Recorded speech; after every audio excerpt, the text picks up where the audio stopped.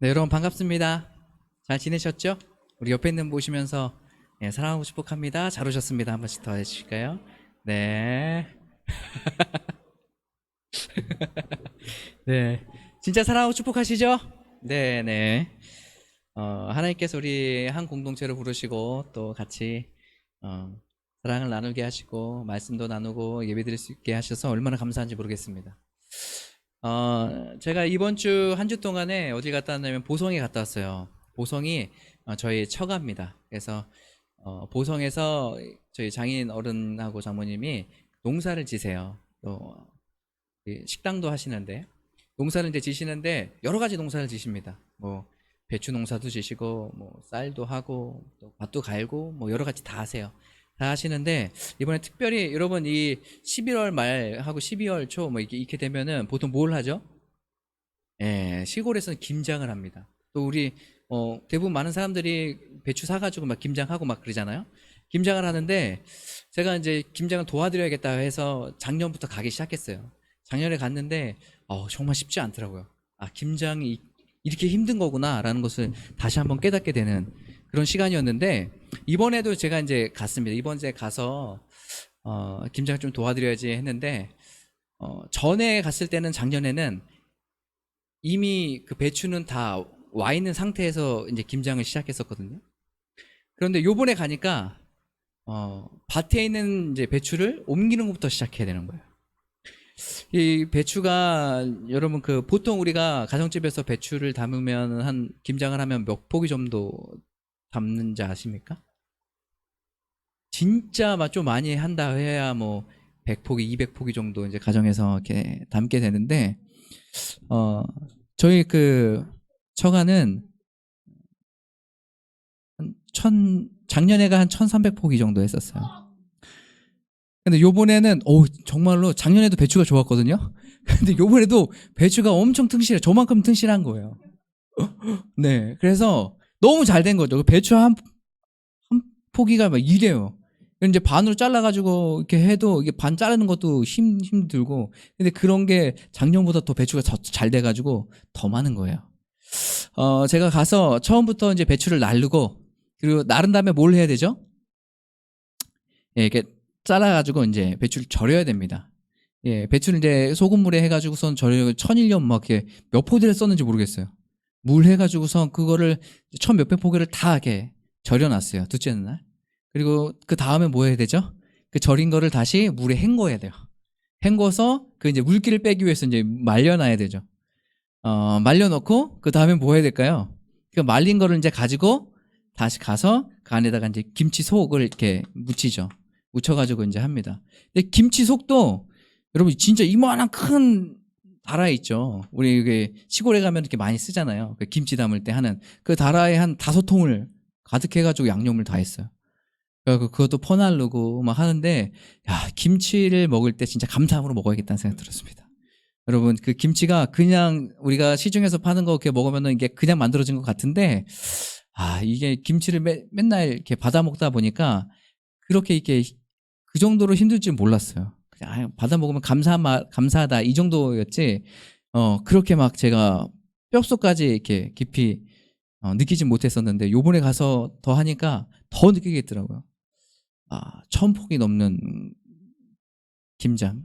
혹시라도 그런 거 경험해보고 싶으신 분들이 있다면 미리 저에게 말씀하시면 저랑 같이 보성에 내려가서 배추 잘라가지고서는 밭에서부터 캐는 것부터 시작해서 친절하게 알려드리도록 하겠습니다. 네. 그런 시간들을 보냈거든요. 근데 여러분 아까 전에 제가 잠깐 여러분과 같이 나눴듯이 이 배추를 절일 때, 김치를 만들 때 순서가 있어요. 그렇죠? 밭에서 키워야 되고 밭에서 뽑아 와야 되고 실어 와가지고 어때요? 잘라가지고 그 다음에 절여야 되고 또 헹궈야 되고 그것을 이제 속을 묻혀가지고 이제 김치로 이제 온전하게 만듭니다. 그리고 그것을 또 온전하게 만든 것을 좀 이제 시간이 지나면 또 신김치로 해가지고 먹기도 하잖아요. 배추를 그렇게 해서 우리가 김치로까지 이렇게 먹는데 여러분 이걸 할 때 배추 김치가 그냥 만들어지지 않아요. 그렇죠? 또 사람마다 그 배추를 만드는 방법도 조금씩 다르고 그 속을 만드는 방법도 조금씩 달라요.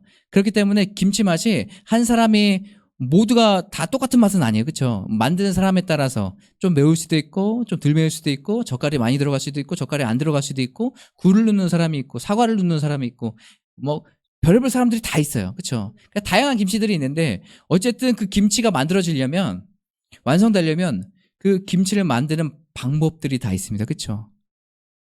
그래서 우리가 그것을 우리가 보통 얘기할 때 뭐 지침 같은 걸 얘기하잖아요. 우리가 이런 거 할 때는 이런 지침을 따라야 됩니다. 그래야 됩니다. 이런 거 혹시 들어보셨죠? 그래서 우리가 지침서라고 해가지고 그것을 그 책으로 만들면 지침서로 되죠. 김장도 동일하더라고요. 그 만드는 방법들이 있어요. 그 순서가 있어요. 순서가 없이 그냥 나는 뽑자마자 그냥 속을 묻혀버려야겠다 하고 그러면 김치가 됩니까? 아무도 못 먹죠. 그거를 어떻게 먹어요? 그렇죠? 먹을 수가 없어요. 순서가 뒤바뀌면 안 돼요. 순서대로 해야 깨끗하고 맛있는 김치를 우리가 먹을 수 있어요. 그렇기 때문에 이 김치 하면 대략적으로 사람마다 양념에 넣는 것은 조금씩 다르겠지만 어쨌든 처음부터 끝까지 그 순서는 동일합니다. 만드는 순서는 동일해요. 그렇죠? 갖고 와서 절이고 헹구고 속을 묻히는 것, 이것은 동일합니다. 이런 방법들이 있어요. 우리가 이 김치만으로 뿐만 아니라 우리가 세상 살아가는데 여러 가지 방법들이 있습니다. 그렇죠? 학교 공부할 때는 공부를 어떻게 해야 돼? 뭐 이런 방법들도 있고 어디에서 뭐 물건을 팔거나 뭐 이거 할 때도 이 물건을 어디서 떼와가지고 내가 어떻게 정렬해서 어떻게 팔아야지, 이런 것들도 있죠. 사람마다 각 영역마다 각가지 다 방법들이 있습니다. 또 공장에서도 처음 가공할 때부터 시작해가지고 어떻게 쭉 완성품이 나오는지 그것도 다 하나하나 방법과 그 절차를 따라서 그 완성품이 완성되는 거 아니겠습니까? 그래서 우리가 그걸 받아볼 수 있죠. 우리는 그거를 완성품으로 받아보지만 그것을 만들기 위해서는 여러 가지 절차가 순서대로 이루어져야 되는 거예요. 그것처럼 완성품이 되기 위해서 그렇게 순서와 절차가 있는 것처럼 우리 그리스도인들의 인생도 동일한 것 같아요. 우리가 온전한 그리스도인으로 하나님 앞에 바로 서서 정말로 하나님이 원하시는 그 거룩한 백성으로 살아가기 위해서는 우리가 그 지침들을 따라야 되지 않겠습니까? 우리도 순서가 있어요. 근데 갑자기 나는 아무것도 안 했는데 나는 거룩한 백성이 바로 돼야지? 이렇게 될 수 있습니까? 아니, 그렇게 될 수가 없어요. 여러분, 시험을 잘 보려면 어떻게 해야 돼요? 공부를 해야 돼요. 그렇죠? 배워야 돼요. 배우지도 않았는데 난 시험 100점 맞을 수 있어 하고선 가서 그냥 100점 맞나요? 그럴 수도 있지만 그럴 수도 있겠지만 이렇게 극히 드물죠. 맞아요. 다 그 100점을 맞기 위해서, 시험을 잘 보기 위해서는 그 전부터 우리가 해야 되는 그 단계들이 있어요. 우리가 하나님 앞에서 온전한 그리스도인으로 바로 서려면 우리도 우리의 단계들이 있는 거예요. 그래서 우리가 어떻게 하나님의 말씀을 어떤 단계를 거쳐야 하나님께서 원하시는 그런 그리스도인으로 서갈 수 있는지 우리가 그것을 좀 오늘 살펴보려고 그래요. 우리가 계속해서 지금 오늘까지 3주 동안 예배 소설을 같이 여러분과 말씀을 나누고 있습니다. 여러분 눈치채셨나요? 채셨나요? 네네. 저번 주 뭐였더라 이게 쓰는 거 아니에요?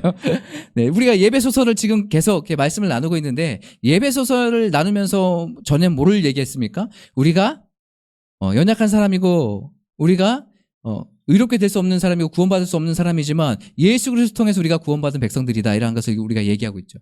그리고 이거 모든 것이 하나님의 은혜입니다 라고 고백하면서 우리는 교만하지 않고 겸손함으로 우리가 하나님의 은혜인 것을 기억하고 우리가 날마다 살아가야 된다, 이런 것들을 여러분과 같이 나눴었습니다. 그렇다면 이제는 이 4장부터는 무엇을 얘기하냐면 지침서 같은 걸 얘기하는 거예요. 그리스도인으로서 세상을 살아갈 때 그러면 어떻게 이 교회 안에서 한 몸을 이루며 한 공동체로 살아가고 하나님께서 기뻐하시는 공동체로 이루어갈 수 있을까라는 것을 우리가 같이 나누려고 합니다. 오늘 말씀 1절을 한번 같이 보실까요? 우리 다 같이 한번 읽어보겠습니다. 시작. 그러므로 주 안에서 갇힌 내가 너희를 권하노니 너희가 부르심을 받은 일에 합당하게 행하여. 이 예배소서는 이 사도 바울이 언제 썼다 그랬죠? 감옥에 갇혀 있을 때, 로마의 감옥에 갇혀 있을 때, 로마에 있으면서 감옥에 갇혀 있을 때 이 예배소설을 썼다고 얘기했어요. 그러면 세상 사람들이 바라봤을 때 그냥 우리가 보여지는 건 뭐예요? 이 사도 바울은 갇힌 사람이에요. 맞죠? 갇혀 있는 사람이에요. 자유함이 없는 사람이에요. 그 안에서 갇혀서 어디 갈 수도 없지만 그냥 오는 사람만 잠깐 만날 수 있는 그 정도의 그런 자유가 있는 그런 사람이에요. 그런데 오늘 뭐라고 얘기했어요? 사도 바울은 자기가 주 안에서 갇혔다라고 얘기하고 있어요. 세상이 볼 때는 감옥에 갇혀 있고 아무것도 못하는 것 같지만 이 사도 바울은 그것이 아무것도 아니라고 생각했어요. 자기는 지금 어디에 갇혀 있다고요? 이 주 안에서 있다는 거예요. 주 안에 거하고 있다는 거예요. 내가 여기에 갇혀 있을지라도 나는 주 안에 거하 있는 사람인 거예요. 내가 지금 환난과 고난을 당하고 있어도 내가 이 환난과 고난이 나에게 해를 끼치지 못하고 나는 주 안에서 평안할 수 있다는 것을 지금 이야기하고 있는 거예요. 세상은 나를 갇혔다라고 얘기하지만 실제로 내가 지금 갇혀있고 내가 안에 있는 것은 바로 주 안에 있다는 것을 지금 이야기하고 있어요. 사도 바울이 주 안에 갇혀서 그 상황은 힘들고 어려운 상황일지라도 주 안에 있기 때문에 이렇게 사람들에게 편지도 쓰고 은혜를 나누고 복음을 증거하는 것 아니겠습니까? 그러면서 이렇게 이야기합니다. 너희가 부르심을 받은 일에 합당하게 행하라 라고 이야기하고 있어요. 하나님께서 우리를 다 부르셨습니다. 여러분 믿으세요? 왜 이게 부르심을 우리가 기억하고 이것을 우리가 믿음으로 취해야 되는지를 우리가 좀 이따가 나눌 텐데, 이 부르심 하나님께서 다 부르셨어요. 내가 여기에 온 것 같지만 하나님께서 부르셔서 왔다는 것을 꼭 기억하시기 바라요. 내가 내 발로 여기 왔어요, 내가 선택해서 왔어요 라고 하지만 여러분, 사람이 그 계획을 계획할지라도 그 걸음을 인도하시는 분이 하나님이세요. 하나님이 우리를 불러주셨어요. 여러분, 한 공동체를 이루게 하셨어요. 여러분 이걸 꼭 기억하시길 바라요. 그래서 하나님께서 우리를 부르셨다는 거예요. 우리가 구원받은 것도 하나님께서 우리를 부르셔서 구원받게 되는 거예요. 이것을 꼭 기억하세요. 2절 우리가 같이 보실까요? 2절 한번 다 같이 읽겠습니다. 시작. 모든 겸손과 온유로 하고 오래 참음으로 사랑 가운데서 서로 용납하고. 오늘 말씀에 보니까 두 번째 뭐라고 이야기했어요? 2절에서는 모든 겸손과 온유로 하고 오래 참음으로 사랑 가운데서 서로 용납하라고 이야기하고 있습니다. 여러분, 부르심에 합당한 삶을 살아가려면 어떻게 살아가야 될까? 오늘 2절에서 그 얘기를 해주고 있는 거예요. 첫 번째 뭐라고 얘기하고 있어요? 겸손이라고 얘기하고 있어요. 하나님께서 우리를 이곳 가운데로 불러 모아 주셨어요. 부르셨어요. 내 공로와 내 의지로, 내 생각으로, 내 판단으로 이곳 가운데 온 것이 아니에요. 하나님께서 내게 구원받는 백성으로 삼아 주신 거예요. 내가 무엇을 했기 때문에, 내 행위로 말미암아서, 예배에 참석했기 때문에 내가 구원받은 백성이 아니라 하나님의 은혜로 말미암아서 믿음으로 구원받게 된 거예요. 이 사실을 잊어버리면 여러분, 우리는 어떻게 해요? 신앙의 주체가 내가 되는 거예요. 그렇게 되면은 우리의 마음에 어떤 마음이 있을까요? 겸손한 마음이 사라지게 돼요. 아, 내가 했으니까 내가 구원받은 거 아니야? 여러분, 신앙의 주체는 내가 아니라 하나님이에요. 하나님이 우리에게 부어주시는 것이고 하나님께서 우리를 인도해 주시고 우리를 부르신 거예요. 여러분 이걸 꼭 기억하시길 바라요. 그래서 오늘 첫 번째 뭐라고 얘기하고 있어요? 모든 겸손, 그리고 온유하고, 그리고 오래 참으라고 얘기하고 있어요. 그리고 사랑 가운데서 서로 뭘 하라고요? 용납하라고요. 여러분 이거 쭉 보면서 어떤 거 생각나세요? 많이 나왔던 단어. 우리가 예전에 그 성령의 9가지 열매, 여러분 그거 기억나세요? 그거 얘기했을 때 지금 이 내용들이 다 어디에 있냐면 성령의 9가지 열매에 포함된 내용이에요. 여러분, 겸손한 사람이 온전하게 겸손할 수 있어요? 겸손하게 삶을 살아갈 수 있어요? 겸손하고 그리고 온유하게 또 오래 참으면서 살아갈 수 있어요? 정말로 온전한 사랑을 우리가 할 수 있습니까? 아니요. 여러분, 항상 이렇게 부스부스 우리의 본성이 막 일어나잖아요. 꼴보기 싫은 것들 이렇게 막 일어나면 또 화도 나고 짜증도 나고. 네? 우리가 일주일 동안 살아가면서 화도 나고 짜증도 나고 그런 것들을 몇 번이나 막 이렇게 견뎠습니까? 제가 일주일 동안 배추를 이렇게 옮기다가 집어 던져? 옮기다 그냥 떨어뜨려가지고 이렇게 머리가. 네. 그런 생각이 몇 번이나 왔다 갔다. 사람이라는 거는 온전하게 이것을 이룰 수 없어요. 이룰 수 없는데 왜 우리에게 하나님께서는 이것을 말씀하셨을까? 부르심을 입은 사람들에게 이런 것이 왜 있어야 된다고 말씀하셨을까? 우리는 할 수 없는데. 근데 성경에서는 뭘 얘기하세요? 할 수 있는 걸 얘기해요? 할 수 없는 걸 얘기해요? 우리에게 할 수 있는 걸 얘기해요. 성경에서 이렇게 얘기했다면 우리는 겸손할 수 있어요. 온유한 마음을 품을 수 있어요. 서로 온전하게 사랑할 수 있어요. 그리고 서로를 위해서 오래 참을 수 있고 서로 용납할 수 있어요. 왜 이게 가능할까요? 오늘 3절에 그 얘기 나와 있어요. 3절에. 가능하니. 우리 3절 한번 다 같이 읽어볼까요? 시작. 평안에 매는 줄로 성령이 하나 되게 하신 것을 힘써 지키라. 아멘. 3절에 뭐라고요? 여기서 평안에 매는 줄로 성령이 어떻게 해요? 하나 되게 한대요. 아까 전에 얘기했던 것처럼 이 모든 속성은 뭐예요? 다 성령의 9가지 열매 중에 있던 것이에요. 성령이 우리 안에 있다면 이것이 가능한 거예요. 오직 성령으로만 가능한 거예요. 그래서 우리가 기도할 때 어떻게 해야 돼요? 성령의 충만함을 위해서 기도해야 돼요. 내 힘으로 살아갈 수 없어요. 내 힘으로 세상을 이기면 살아갈 수 있겠습니까? 없어요. 없기 때문에 우리는 누굴 구해야 돼요? 오늘 말씀처럼 성령을 구해야 돼요. 성령께서 행하실 거예요. 오늘 성령께서 우리에게 말씀하세요. 이 겸손과 온유와 오래 참음과 그리고 사랑하고 서로 용납하는 일, 이것이 바로 성령 안에서 이루어질 수 있다는 것이에요. 여러분, 옆에 있는 사람 바라보세요. 가끔 미울 때가 있습니까? 이거는 또 용납이 안 되는데 하는 것들이 좀 있으세요? 여기 없더라도 혹시 가족 안에, 또 누구 이웃 안에, 또 선후배 안에, 친구들에게 혹시 그런 마음이 든 분들 계세요? 여러분, 그런 마음이 든다면 여러분 너무 좌절하지 마세요.